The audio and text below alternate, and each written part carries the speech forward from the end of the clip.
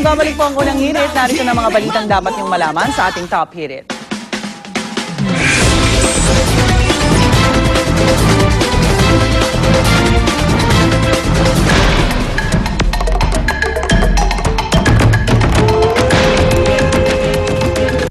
Mga kapuso, sa Lunes, muling haharap si Pangulong Noynoy Aquino sa bayan para iulat ang pangkalatang lagay ng ating bansa sa kanyang SONA.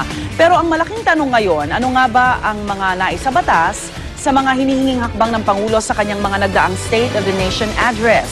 Sa pagsasaliksik ng GMA News Research, marami sa mga ito ang hindi pa rin pasado sa Kongreso sa makalipas ang 2 taon. Kabilang dito ang mas malawak na health program, maayos na sistema ng pagbili ng kagamitan ng gobyerno at malakas na kakayahan upang protektahan ang mga witness at whistleblower. Kumpara sa mahigit 600 batas na naipasa noong 14th Congress, nasa 24 lang ang naisabatas sa naunang 2 taon ng 15th Congress. Paliwanag ng ilang mambabatas, kailangan daw nilang pag-aralang mabuti ang mga panukala, kabilang ho yung mga mismong nabanggit ng Pangulo sa kanyang mga nakaraang SONA. Isa raw sa mga posibleng dahilan sa pagkakaantala ng mga ito ay ang panahong ginugol sa impeachment trial ni Chief Justice Corona. Naipasa naman daw nila ang mga mahahalagang batas tulad ng pag-amyenda sa Anti-Money Laundering Act at on-time daw ang pag-aproba nila ng national budget sa Aquino administration. Kaya ayon sa isang political analyst, mahalaga raw ang komunikasyon sa pagitan ng executive at legislative body ng gobyerno para masigurong maipapasa ang mga batas na mahalaga sa Pangulo. Ayon naman sa palasyo, patuloy naman daw ang koordinasyon ng 2 sangay ng gobyerno. Pinawi naman ni Deputy House Speaker Erin Tanyada ang pangambang maisantabi ang paggawa ng batas dahil sa pagpasok ng panahon ng kampanya. Gagawin pa rin daw nila ang kanilang makakaya para maipasa ang mga mahalagang batas. Oo naman, dapat lang. Ano pa namang 4 years? Samantala, hindi na iwasan tuwing State of the Nation Address o SONA ang pagsasagawa ng mga kilos protesta. Kaya para maiwasan ang gulo sa darating na SONA ni Pangulong Noynoy Aquino sa Lunes, nagpatawag ng dialogo ang mga pulis at militanteng grupo, pero sa lahat ng imbitado sa nasabing pulong, 2 lamang ang dumalo. Git ang mga hindi dumalo, wala naman daw nangyayari sa mga napag-uusapan sa dialogo. Kaya magamat pinapayagan lamang ng pulisya na hanggang sa bahagi ng St. Peter Parish sa Commonwealth Avenue mga rallyista, igigit daw ng ilang grupo ang paglapit sa batasang pambansa. Ang Commission on Human Rights magpapadala daw ng monitoring team para bantayan kung may malalabag sa karapatan ng mga rallyista. Magpapatupad naman ang rerouting ng MMDA sa kahabaan ng Commonwealth Avenue. Simula alas 12 ng tanghali sa Lunes, gagawing one-way ang IBP Road. Balik naman sa normal ang trapiko pagsapit ng alas 7 ng gabi. Samantala, sumasailalim na sa psychiatric at psychological exams ang 22 nominado sa pagkapunong maestrado ng Supreme Court. 3 oras ang eksaminasyon na binubuo ng 5 iba't ibang pagsusulit ng Judicial and Bar Council. Ipinasusulitin naman ngayong araw ang waiver ng mga nominado na nagbibigay kapangyarihan sa JBC na busisiin ang kanilang local at foreign bank deposits. Nakatakda naman simula sa Martes sa susunod na linggo ang public interview sa mga nominado simula alas 9 ng umaga hanggang alas 2 ng hapon. Kasama si Senator Cheese. Nandito, kasama siya? Sa JBC. Sa JBC, okay. Yes. Member ng JBC. Ano pa nangyari habang natutulog ako? Okay naman, okay. At ito sa ibang balita, likas sa maraming Pinoy ang hilig sa pag-i-internet at talagang gumugugol na mahabang oras sa mga mall dahil sa free wifi. Pero alam niyo ba na maraming bansa na sa Asia ngayon ang Wi-Fi nation o may free wifi sa buong bansa nila gaya na lamang ng Singapore at Korea.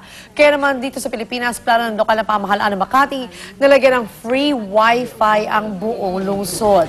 Target daw nito ang mga estudyanteng gustong mag-research sa internet. Sa katunayan, nasimulan na nila ang libreng wifi access sa buong City Hall ng Makati noong nakaraang linggo. Sa ngayon, 2 barangay muna ang tinatarget na kabitan ng free wifi bilang bahagi ng kanilang test run. Research sa ano to? Sa Facebook. Facebook. Halo, wala nang usapan yan. Lahat sila naka-BBM. Kaya mga YM. Actually, Sila nag-uusap. pero isipin mo rin yung mga cellphone companies kasi mababawasan na paminsan yung 3G. communication. Yung 3G, Oo. nakita nila. No? Hindi, pero okay lang. Laki naman kinikita Sa bagay. Naman. Tsaka for all we know, meron pang ibang mga charges. Hidden charges pa ito, oh no. Pero kapag may kasama kayo, usap-usap din naman kayo. Minsan naman nag-usap kayo. Isang pamilya talaga, nanay, tatay, anak, no? Sana wala na. Pero dito sa bansa natin talaga napansin ko, kung kunyari, pumunta ka nga even in Japan Yes, even or Australia, Japan. wala masyadong mga wifi. Hindi Dito lang talaga mas Sa marami. Korea marami. Kasi nung Certain one places. time Certain sa places mall ako, talaga. paglabas ko lang, may free wifi May ka, wifi. Facebook. Sana wag sila mag-wifi habang tumatawid ng kalsada. Oo, Yan, tama. Yun lang din. At samantala, kinumpirma naman po ng DFA na nakalis na sa Hasa-Hasa Shoal ang sumadsad na Chinese frigate sa karagatang nasa 100 nautical miles lang mula sa Palawan. Bahagi ito ng exclusive economic zone ay tinakda ng United Nations Convention of the Law of the Sea o UNCLOS. Pero ilang araw na matapos umalis ng Chinese warship noong Sabado, nakarating naman sa DFA ang ulat na may 30 Chinese fishing vessel ang dumating sa Yongshu o Kagitingan Reef. Bahagi ang Kagitingan Reef sa mga teritoryong inaangkin ng Pilipinas, gayon din ng China. Sa ulat ng Reuters TV, kasama dumating doon ang 3,000 toneladang replenishment ship. Naghahanda na raw mangisda ang mga sakay nitong Chinese fishermen. Tatagal daw ang naturang barko roon ng 10 araw, pero ang DFA inaalam pa ang pakay ng mga Chinese vessels sa reef. Samantala, dumating naman sa bansa si US Pacific Commander Admiral Samuel Locklear. Sa pulong po ni Locklear kay Pangulong Noynoy Aquino, pinag-usapan ang umiinit na territorial dispute ng Pilipinas at China sa West Philippine Sea. Mamaya sa Talakayan with Igan, bubusisiin po natin ang pagdating ng 30 Chinese vessel sa Kagitingan Reef at mga isinusulong na Code of Conduct sa West Philippine Sea. Maaari rin kayo makibahagi sa aming talakayan, mag-post ng inyong opinyon at tanong sa aming Facebook page ng Unang Hirit, facebook.com/unanghirit o kaya sa pamamagitan ng Twitter sa @unanghirit. Gamitin lamang po ang aming hashtag sa inyong tweets. Ito, magandang balita naman po sa mga kabayan nating mangingisda na nais subukang magtrabaho sa ibang bansa. Aabot po sa 8,000 mangingisdang Pinoy ang kailangan para sa isang fishing fleet sa Taiwan. Ayon sa TESDA, handa raw silang maglaan ng pondo para sa training ng mga interesadong mag-apply. Alam daw kasi nila na hindi biro ang gastusin para sa training program na tinatawag na Safety of Life at Sea o SOLAS, na isang requirement bago tanggapin ang isang aplikante. Bukod pa rito, ang pasaporte ng Seaman's Book at medical fees pa. Ang pasweldo sa mga mangingisda sa Taiwan umaabot sa 21,000 pesos kada buwan.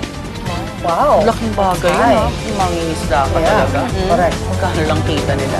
Nabalot naman. Sorry. Para baka mapagkamalan, mamaya, Pilipino pala yung mga nandun Oo sa nga, may no? area na mapunta. Pilipino yan, hindi naman yung mga, pero Correct. naka-employ.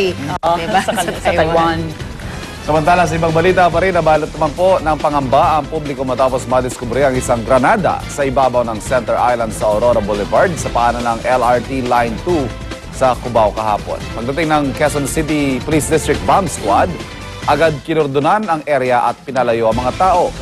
Ayon sa mga otoridad, isa itong MK2 fragmentation grenade. Agad itong binalot ng bomb blanket at inilayo sa publiko. Bulok na raw ang safety lever ng granada pero may kakayahan pa rin daw itong sumabog at makapagminsala. Ang ilang sweeper ng MMDA ang nakadiskubre sa granada. Nakasilid daw ito sa plastic. Tinaktak pa nga raw nila ito ng ilang beses, mabuti na lamang at hindi sumabog. Patuloy na inaalam ng pulisya kung sino nag-iwan nito. Nagpasalamat naman ang mga otoridad sa publiko dahil naging maagap ang pakikipag-ugnayan nila sa mga pulis kaya agad silang nakatugon sa sitwasyon. Bakit nga ba tinaktak? Oo nga. Diba? Diba bawal Personally, yun? nothing to do ba yun? Tinignan nila ako sa sabog. Buhay pa kaya? Curiosity? Totoo? Or Curiosity killed the cat. Curiosity or kill the cat? Sana Ayun, ilang tayo yun. na lang nila Buti muna na lang, yung hindi bomb sumabog. squad, diba? Na Kapag ganun, wag yung eksperto, panghawakan. huwag gagalawin. Baka akala nila laruan. Diba? Kasi yung mga laruan na parang totoo Correct. eh. Sayang sa bigat Sayang pa lang, naman. medyo makikita mo na yung difference. Sayang naman ang training sa Okay na kanila. ako doon sa Pwedeng hinawakan eh, kilo. para lang tignan kung totoo, laruan. Pero yung itaktak, Wow! Mabuti na lang hindi sumabog. Correct, correct. Sure. Swerte pa rin sila. Correct. Balita naman mula sa Nagcarlan, Laguna, patay ang 16 anyos na si Dimzel Zuabo matapos tamaan ng kidlat noong Sabado. Namimitas lamang daw ng santol si Dimzel kasama ang 3 pang kaibigan nang mangyari ang insidente. Kwento ng isa sa mga nakaligtas, nakita na lamang daw niyang nakadapa sa malaking bato si Dimzel at wala nang malay. Kaagad na sa kaluluhan ng mga biktima pero hindi na umabot pa ng buhay si Dimzel. Nagpapagaling naman sa ospital ang 3 niyang kaibigan. Samantala, sinimula na po ang 100 araw na countdown para sa nalalapit na paghirang kay Blessed Pedro Calungsod bilang santo. Sa Cebu, libo-libo ang tumalo sa misa sa Basilica del Santo Niño na sinundan ng pagpaparada